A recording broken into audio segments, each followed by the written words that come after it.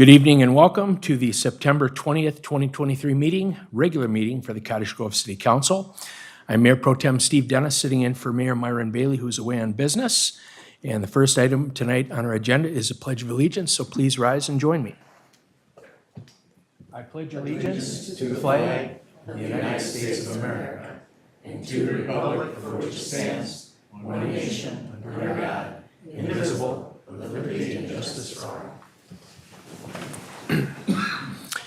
Item 3 is roll call, and we'll ask our City Clerk, Tammy Anderson, to help us with that. Councilmember Kambata. Here. Councilmember Thede. Here. Councilmember Olson. Here. Mayor Bailey. Mayor Pro Tem Dennis. I am here. Thank you. We do have a quorum. Number 4 is open forum, and tonight we did not have anyone sign up. If there's anyone in our audience who would like to speak on something that's not already on tonight's agenda, this would be your opportunity to do so. Is there anyone who would like a chance to speak? Okay, not seeing any. I opened and closed, and we will move on to item number 5, which is adoption of the agenda. Do I have a motion? Moved. Motion made by Councilmember Olson. Do I have a second? Second. Second by Councilmember Thede. All in favor, say aye. Aye. Any opposed? Motion carries 4-0. Item number 6 is presentations, and we actually have 3 presentations tonight. The very first one, we're having 2 representatives from South Washington County School District join us tonight for an informational update. Joining us is Julie Nielsen, who is superintendent, and also Dan Pine, who is the Director of Finance and Operations. Would like to welcome you here to the chambers for the City of Cottage Grove. Thank you. Good evening, and thank you for the invitation to share our presentation. I feel like it was about a year ago, I think we were here, so we return. Our slogan for our campaign for November 7th is securing our future and supporting our students. And as I share that information, I want the Cottage Grove City Council to know that we spent a good 6 to 8 months going out and talking with community members, engaging with them.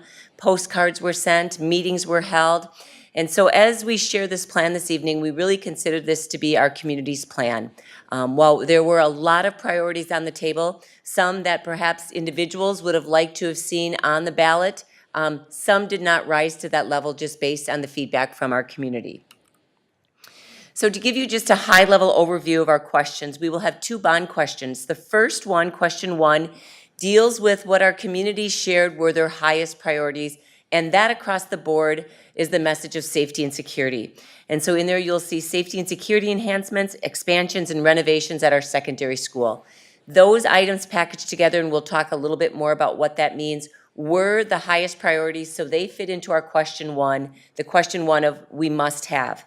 Question 2 addresses elementary school space at those schools that are expected to be overcrowded, along with those 1960 schools that continue to have just one set of restrooms for boys and for girls. It's that bathroom at that corner of an intersection of two hallways.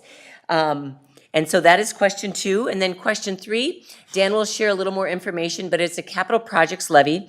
And that focus, while it says technology, it is more so about the software, the firewalls, everything behind the scenes that keeps our data safe and secure. This is just a real quick graphic to take a look at South Washington County Schools according to our demographer Hazel Reinhardt.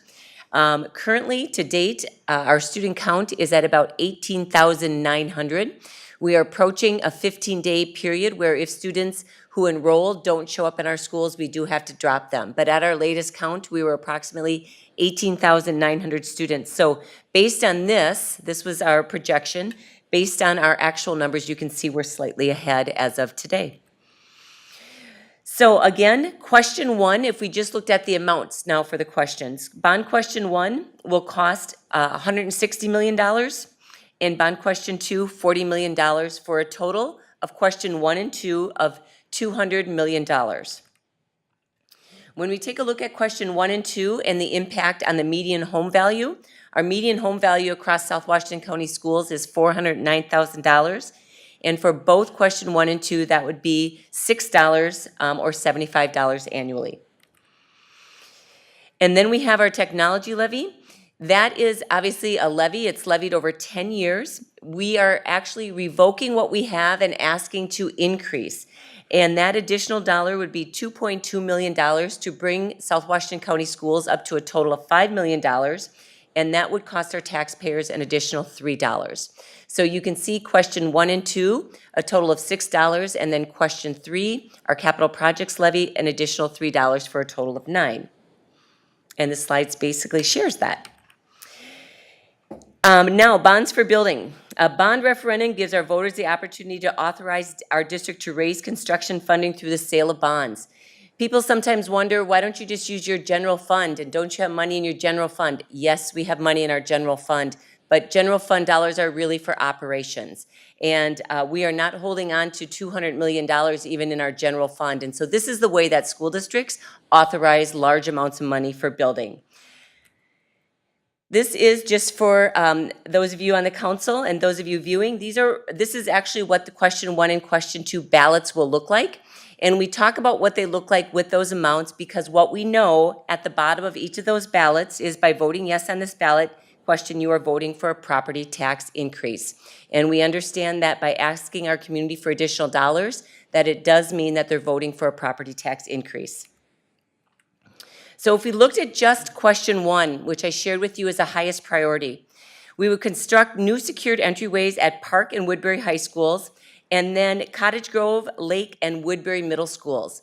Those 5 schools currently do not have the highest secured entryway, which means when you enter those schools now and when a visitor comes in and they're buzzed in, they actually enter the space where learning occurs. Whereas in our higher secured schools, they actually enter the office space where they check in there, and then they're sent to the location they need to. In addition, question 1 would do what we're calling our planned additions. Both Eastridge and Oltman had planned locations where additions were to occur once we received additional dollars. So planned additions at Eastridge, renovations at Park and Woodbury High School. And actually the third bullet point addresses the Oltman addition, which was the planned addition, along with a small renovation at Woodbury Middle School, filling in the pool and making that usable space. And so there on the side, you can see the totals for each of those areas in question 1. And again, question 1, total is $5 per month on that median valued home. And what if bond question 1 passes? Obviously, on the left-hand side, you're going to see the things that I just shared would occur. Bond question 2, if the bond question 1 does not pass, bond question 2 also fails, because bond question 2 is contingent on bond question 1. And someone asked, why is that? It's because bond question 2 is the district's highest priority. And so we needed to just say that question 2 is contingent on the passage of question 1.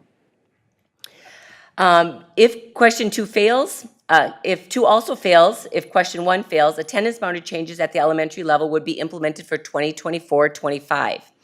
And then considering at that time, if question 1 fails, we would be considering alternative scheduling and course delivery options and reviewing grade configurations, because as you're aware, our 3 high schools, Eastridge High School is at about 130+% capacity. Woodbury and Park are very close to that.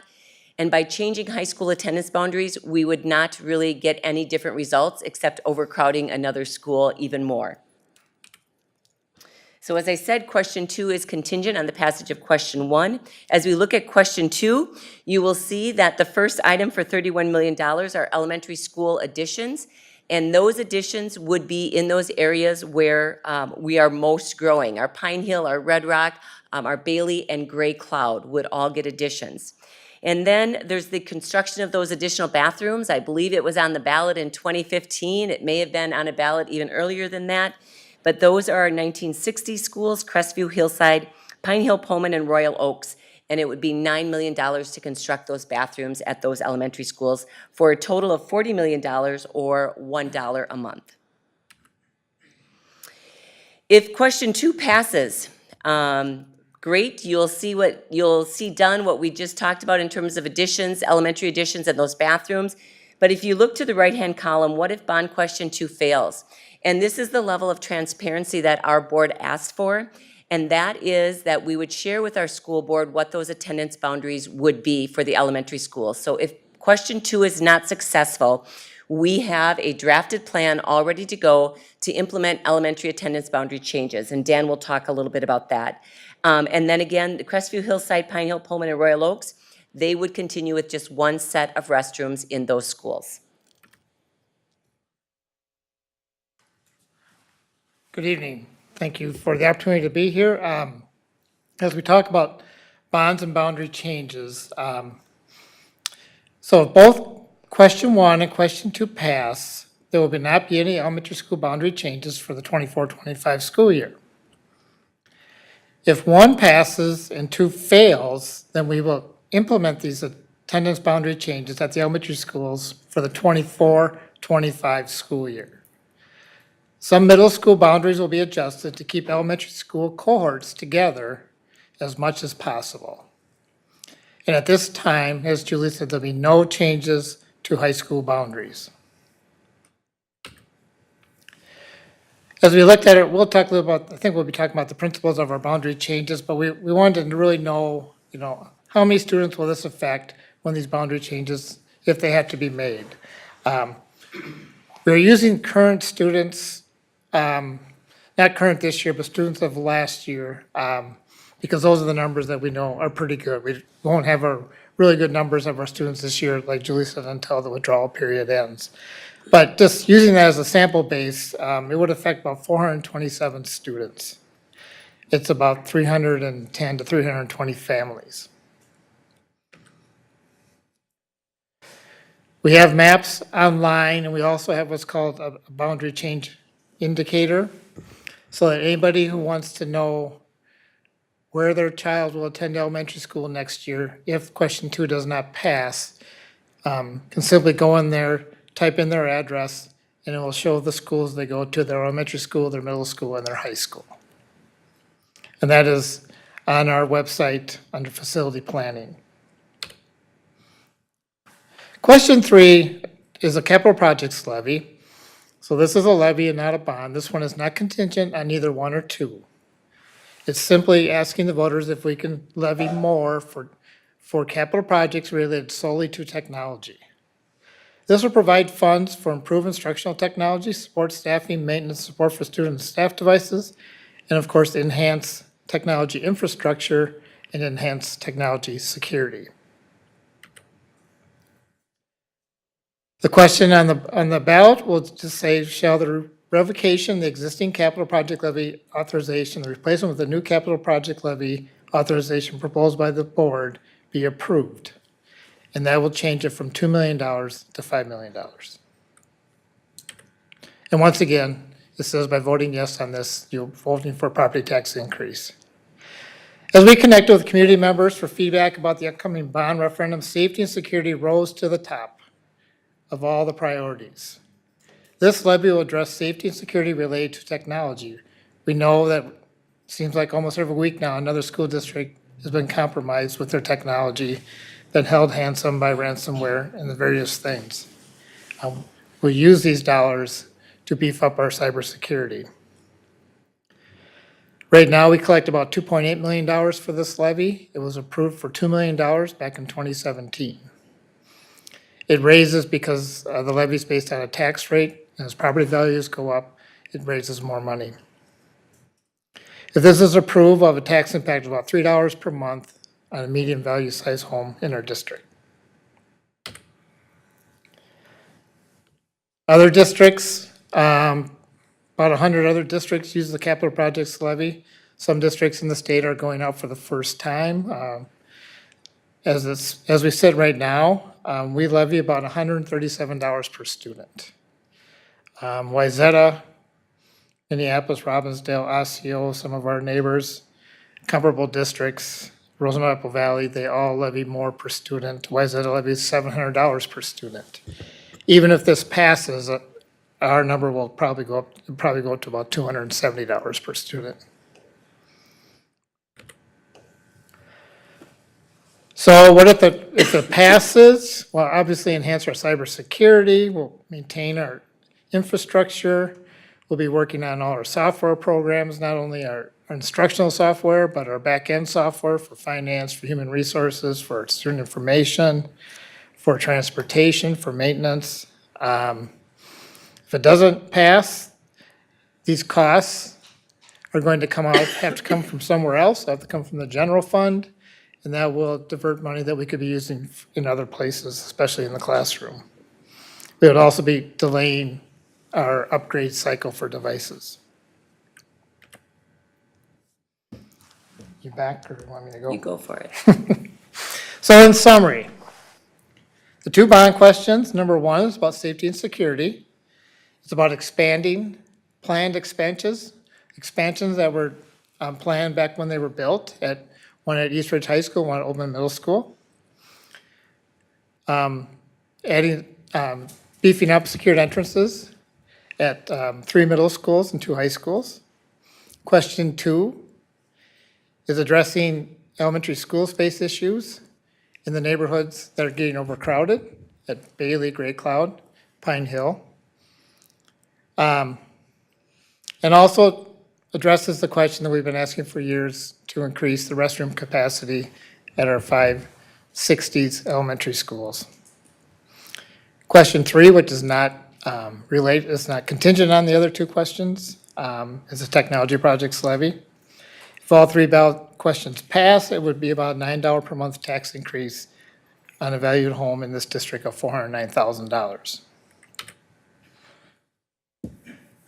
You don't have any information? That's it? Nope.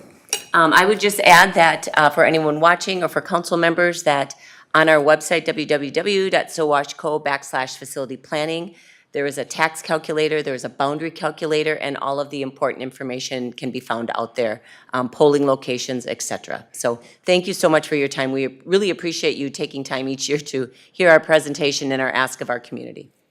All right, we appreciate both of you coming down tonight. Did anyone on the council have any questions that they would like to ask Mr. Olson? Thank you. Julie and Dan, thanks for being here tonight. It does seem like it was just a year ago. It was. We had the same conversation, but we had a conversation about a much bigger number. So I applaud that you went back to the drawing board and really engaged in a lot of community outreach to try to better understand the pulse of the community. And I think you've captured, at least what I hear from my friends and neighbors, what seems to be most important to them. My question is this.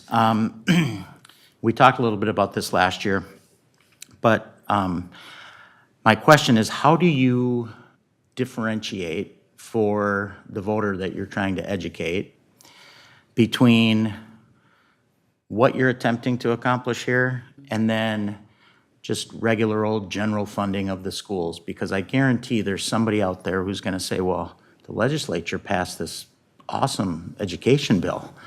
Why do they need more money, right? How do you educate that person and help them understand the differences between the two? I'll let Dan go into the details on finance because that's his role. But what I would say we have tried to do over time, Justin, is we have tried to once a month have updates on finances and to talk about different funding streams, to talk about how it comes in, including, there was the point in time around the ESSER dollars, the COVID dollars that school districts got so much. Remember, it was one-time dollars, so anything, you had to be careful about what you spent it on because otherwise it will continue in your general fund. But you are correct, and we have heard this, you got so much from the state. I think that we also have to consider the legislative expectations that came out of the legislature and the impact of those individual items that were approved and what those items are going to cost us.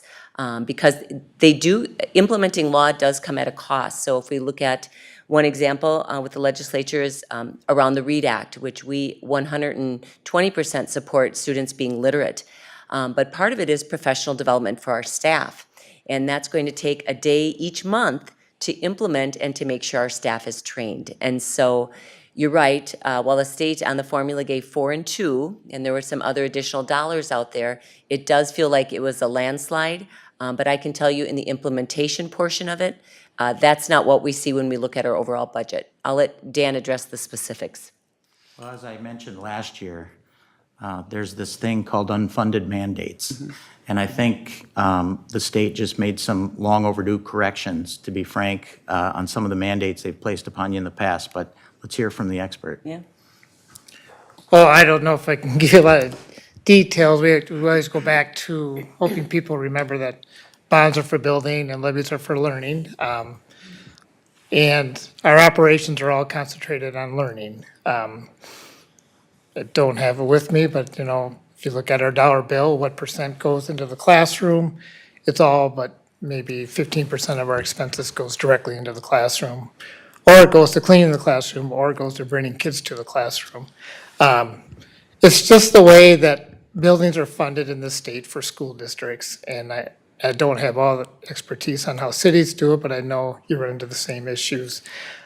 We are not part of the state bonding bill. And so they've said if you want to build a building, you're going to have to ask the taxpayers to borrow a bunch of money. And it's the only way we can do it. So hopefully they just remember that, oh, it's a bond. They're building something. It's tangible. They'll see it go up. They'll see some kind of improvement. If it's a levy, then it's day-to-day operations, day-to-day operations. And that's how we just have to keep telling them that. And as we look at the money we got from the state, and it was very good news. But if you look at the special education cross subsidy, the difference of what we take out of general fund operations to fund what's not funded by the state for special ed, for us, it's got up to like $22 million difference. Well, they put a bunch of money towards it, but they only put so much, they cut into like half of it. So we're still looking at $11 million deficit. So it's just a matter of explaining kind of where the money came from and where it's going. Well, thanks for mentioning that. I asked the same question to some degree last year, and it really focused on special ed. I have a son with autism, and he had a wonderful educational experience all the way through his time in 833 schools. But it was very clear that, there was expense that was associated with that. And the state is famous for unfunded mandates. So I appreciate your explanation on, they did make some big changes, but they were just correcting perhaps what should have been dealt with previously. Thanks again, you guys. Appreciate it. All right, thank you, Councilman Olson. And Dave, do you have anything? All good? Okay, well, thank you both. Councilman Kumbaka. From what I remember from the bond and levy questions last year, the people that I communicated with on a personal level were, I always get some feedback that they're frustrated that we keep going back and asking for more money.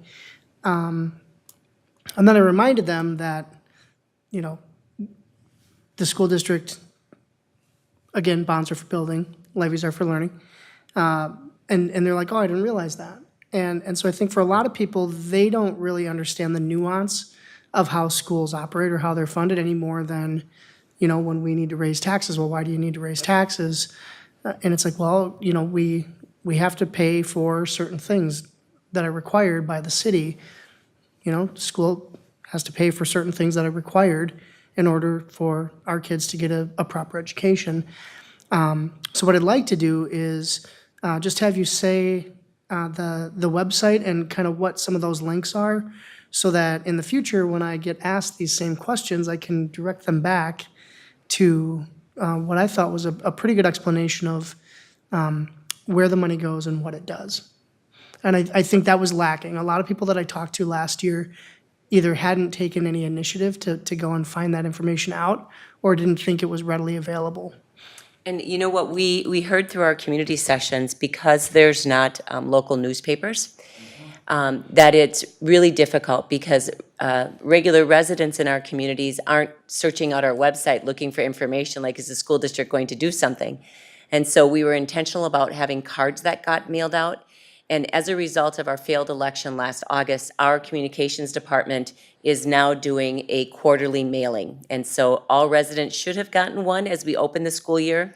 And now in the middle of October, we will be doing another one that will go out to all of our taxpayers, again, we want to talk about the school district, but we also want to make sure that individuals who don't have kids in school are informed on what's happening. We have great systems for our families who have children in schools and in programming, but for other people within our communities, our outreach now will be through that quarterly mailing. Okay. I appreciate that, and that's really all I had. And our website's easy to remember, sowashco.org/facility planning. Perfect. Thank you. All right, well, there we are. Thank you so much. Thank you. Have a wonderful Appreciate evening. the time. Appreciate you coming down. Thank you. Next, we'll move on to item B, and we have Public Works Director Ryan Burfine joining us. He's been kind of a traveler today, I understand, from Washington, D.C. back here to Cottage Grove. He's going to provide a little bit of an overview for us on the Public Works and Parks Open House. Welcome, Ryan. Thank you, Mayor Pro Tem and Council.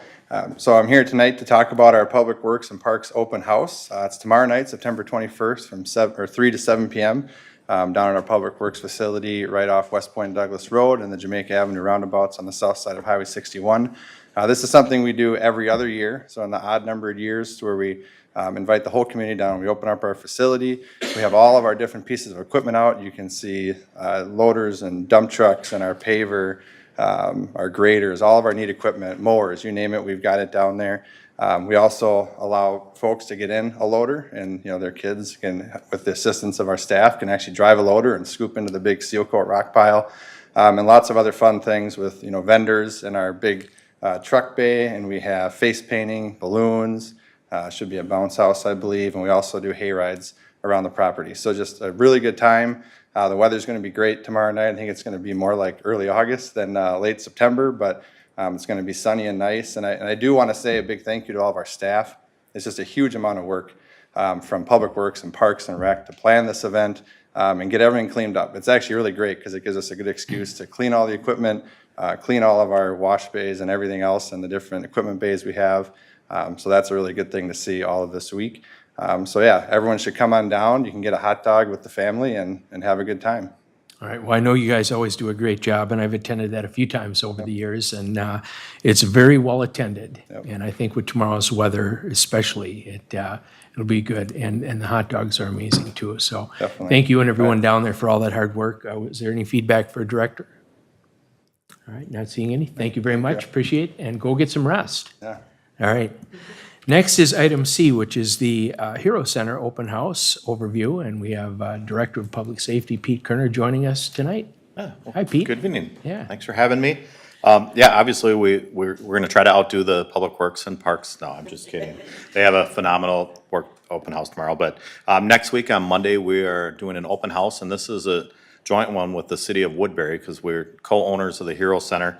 Last year, we did both. We did our Public Safety Department in the Hero Center, and it really stretched people thin. So this year, we're putting all efforts on the Hero Center, and just kind of listed a few of these events on our flyer here. But it's really what I think is really cool about our open house is our community engagement officer has been working with a lot of our partners, and for us to have the BCA Crime Lab coming, Washington County Mounted Patrol, our partners in Woodbury, even the State Patrol helicopter last year we had that come in, and I think it shows the community all the different partnerships. So yeah, next Monday night, September 25th from 4 to 7 p.m. we're having our open house at the Hero Center. We'd love to see you guys there and a lot of the community members, and I hope for good weather just like Public Works and Parks is going to have tomorrow night. So thank you. Well, hopefully the weather gods will smile on us with that too. I sure hope But, so, yes. We had a little swearing in earlier this evening of some new police officers and firefighters, and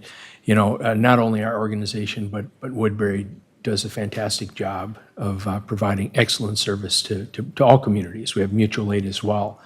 But having the Hero Center be here and the advantages that that's brought to our community has been absolutely amazing. And I know it's saved us a lot of money in travel expense and other things. And it's great to have all that training opportunity right here in our backyard. So we'll be looking forward to that. Any feedback for Director Kerner? All right. Well, Pete, thank you. Appreciate it. And See you all there. Keep up the good work. All right. Thank you. All right, so next we're going to move on to item 7, which is a consent agenda. And before we do that, I just want to make a quick note that item P, which actually deals with the Quick Trip Development Escrow Agreement, we usually go through as a matter of business and authorize a consent agenda. We usually don't open that up. But in this particular instance, we have a special guest who is with us tonight, and her name is Lisa Watson, and she is a real estate manager for Quick Trip. And Quick Trip actually serves business in 6 different states, and they're looking to bring an investment here to the city of Cottage Grove. So we have our director, economic development director, Gretchen Larson, up at the podium right now. Did you The slides. want to do a little intro, or are you going to pass right over? No, sir, I'm just gonna pass it over to Lisa. I just wanna make sure we get the picture up there, of the conceptual. Fantastic. Well, welcome here to the city of Cottage Grove. Well, thank you. Thank you for having me, council and Cottage Grove team. I've been anxiously working this opportunity since I came aboard to Quick Trip in April, and we are very excited to come to this community. It's the first Quick Trip in this community, and as you are aware, we have continued expansion throughout the Twin Cities and the 6 states. And so this opportunity came up, and have been fortunate enough to work with the Cottage Grove team. And what you see here is actually a prototype rendering of what your location will look like. This is what we call a Gen 3 store. The Gen 3 store is 9,200 square feet. It has an expanded grocer area with an island for fruit and veggies. It has an expanded refrigerated section. It has an expanded pop water walk-in cooler, so you can actually buy 12 packs or larger that are actually already chilled for your own special events. It also has a nice seating high top area. So for those people who want to be able to walk in and have a cool place to sit and eat their lunch, there's actually 10 to 12 high top and low top seating areas in the store. So it provides an additional spot. We also do, as you guys can see on the left-hand side of the drawing, there is nice seating outside that we provide. And in this drawing, which your location will also have, we have what we call side diesel canopy. And that canopy provides opportunities for larger trucks, recreational vehicles, people who need recreational fuel to be able to pull behind the building. Ours will actually be located behind our building at the location, and gives the opportunity from those businesses to not interrupt the traffic flow under the gas canopies. This is what we call a 5 MPD station, so there's dual stations on the 5 aisles, and so we can handle a lot of traffic. Your location also will have a 2-bay car wash, so we will have the opportunity so that there's no backup of car wash lines at the facility. We are very excited to bring this to Cottage Grove. We take a lot of care and effort in our landscape plan, our design plan, to ensure that we have technically a LEED certified building. We really do a good job of controlling light pollution on our site. We keep it on the site.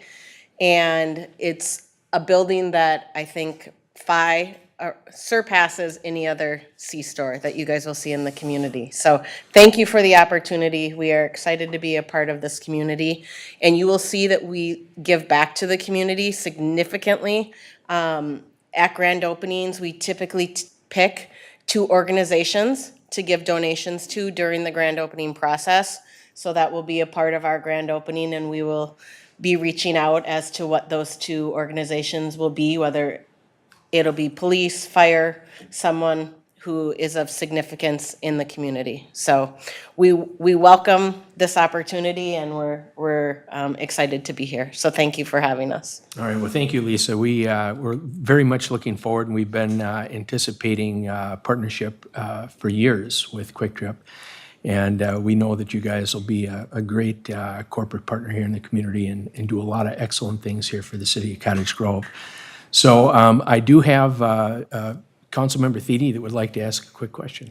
Yeah, just so there's no confusion, This must be down in Iowa or something like that, because this will be a quick trip, because the Quick Star is what you use in Iowa, right? This was a rendering done for another state.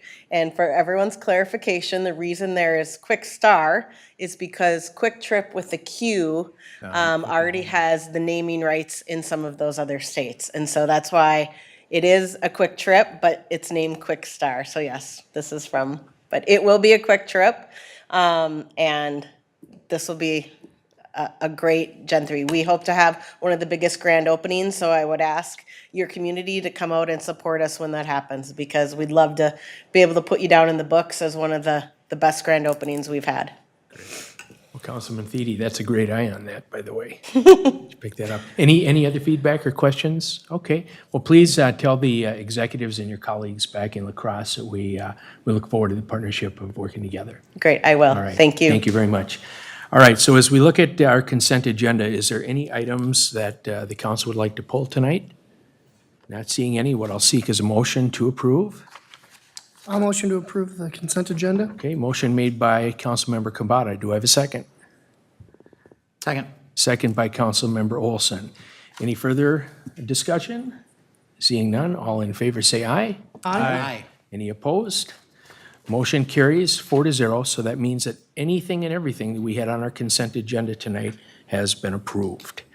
Item number 8 is looking for a motion to approve disbursements. Do I have a motion? Move the bills. Okay, a motion made by Councilmember Thede. Do I have a second?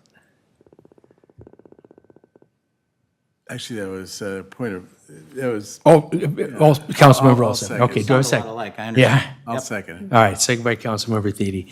Any further discussion? All in favor say aye. Aye.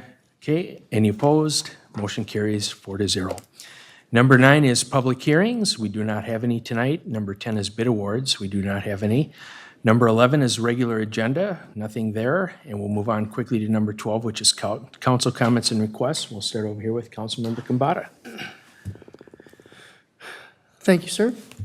I just want to commend all of the fire and police personnel that we were able to swear in earlier this evening on their hard work and dedication, and give them a warm and official welcome to Cottage Grove.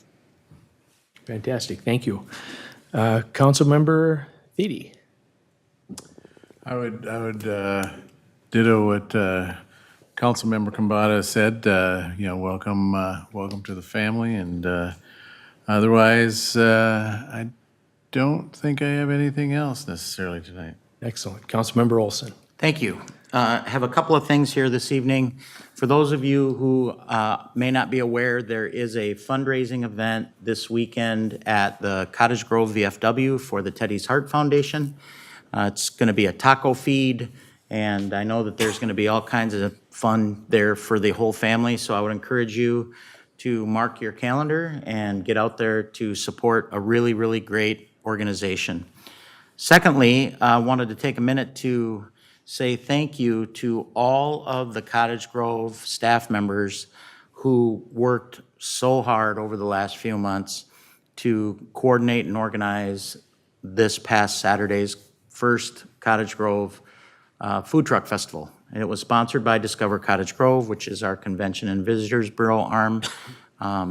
We really outdid ourselves, I think. For the first year doing this, the crowds were amazing. We had over 20 trucks that were on site, 2 different bands. There was a ton of energy in the park at Kingston the whole day, from 11 a.m. when it started till 6 p.m. when it ended, and I think some people even stayed up until 7. Our Cottage Grove Lions were present, and we had our monthly meeting last night of the Lions Club, and I'll just tell you that the club was incredibly impressed with the way that things went, and we are already talking about what can we do differently to make it better next year. Our chair, this is her first time chairing an event, and she raised her hand and said, yep, I'm doing it next year, and I'm going to do this, and I'm going to do that. So I think it was a really well-received event by the community, and I want to make sure that all of the people who worked on it here, whether it be administrative folks or economic development folks, I know we had public safety in the park, we had the Parks Department in the park. Everybody came together to make it a really special event for the community. So thank you for that. And with that, Mr. Mayor Pro Tem, I'll pass it back to you. All right, well, thank you, Councilmember Olson. Well, I just have one thing tonight, and this does not come easy. This is an announcement that I would like to share with all of my friends, my colleagues, our staff team, and the community at large. Serving our community has been one of the truly great honors of my life. And when I look back on the time that we've been here together and the accomplishments that we've made, it's been absolutely incredible. And I thought back over the course of the years of my involvement that I've had when it was including being on a commission, serving our police department, and being on the city council for 9 years. I have dedicated over 25% of my life here. So,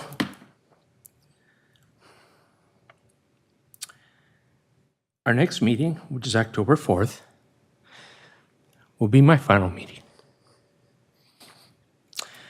At this point, I'm not going to say anything more about it, but I will have some statements to make at that meeting. But it's been an absolute pleasure, and I appreciate it every moment. Okay, number 13, workshops open to the public. We do not have any. 14, workshops closed to the public. We don't have any. Item 15, motion to adjourn. Do I have a motion? So moved. Motion made by Councilmember Thedia. Second? Second. Second by Councilmember Kambata. All in favor say aye. Aye. Any opposed? Motion carries 4-0. We are now adjourned. Thank you, everyone. Have a wonderful night.